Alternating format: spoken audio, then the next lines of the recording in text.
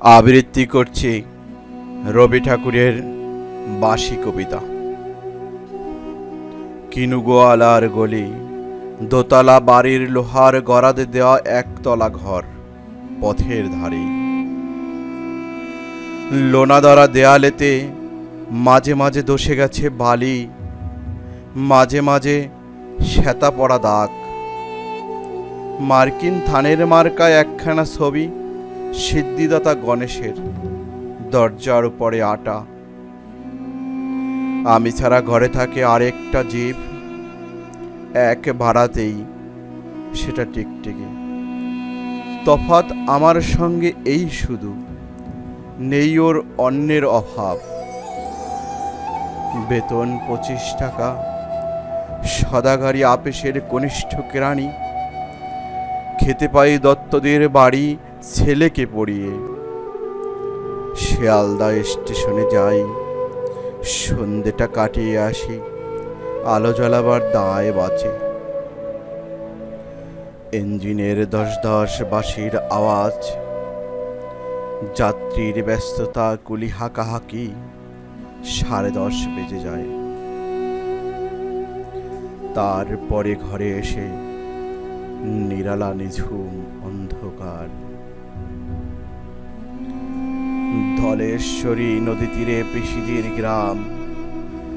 তার দেওরের মেয়ে অবাগার সাথে তার বিবাহের ছিল ঠিকঠাক। লগ্ন শুভ, নিশ্চিত প্রমাণ পাওয়া গেল। সেই লগ্নে এসেছি পালিয়ে। মেয়েটা তো রক্ষে পেল, আমি তথই বস। ঘরেতে এলো না সে তো, মনে তার নিত্য আসা যাওয়া। পরনে ঢাকাই শাড়ি, কপালে সিঁদুর। বর্ষা গণভোর, ট্রামের খরচা বাড়ে, মাঝে মাঝে মাইনেও কাটা যায়। গলিটার কোণে কোণে জমে ওঠে, পচে ওঠে আমের খোসা ও আটি।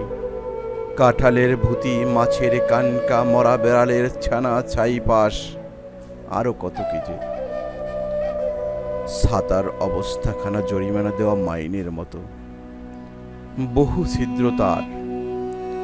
আপিসের সাজ, গোপীকান্ত গোসাইয়ের মনটা যেমন সর্বদাই রসিক্ত থাকে। বাদলের কালো ছায়া স্যাঁতসেঁতে ঘরটাতে ঢুকে কলে পড়া জন্তুর মতন মূর্ছায় অসার। দিন রাত মনে হয় কোন এক আধমরা জগতের সঙ্গে যেন আসছে পিষছে বাধা পড়ে আছে। গলির মোড়েই থাকে কান্তবাবু।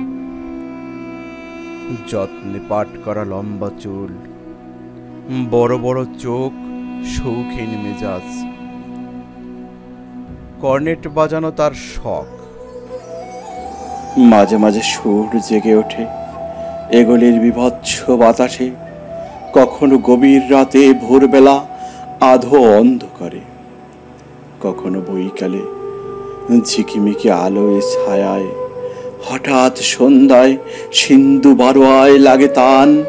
সমস্ত আকাশে বাজে অনাদিকালের বিরহ বেদনা। তখনই মুহূর্তে ধরা পড়ে এগলিটা ঘোর মিছে দুর্বিষহ মাতালের প্রলাপের মতন।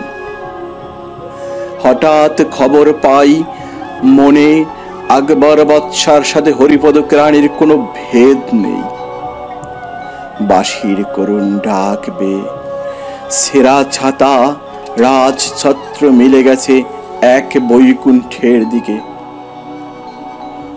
অনন্ত গোধূলি লগ্নে সেইখানে বহি চলে দলেশ্বরী তীরে তমালের ঘন ছায়া। আঙিনাতে যে আছে অপেক্ষা করে, তার পরনে ঢাকাই শাড়ি, কপালে সিঁদুর।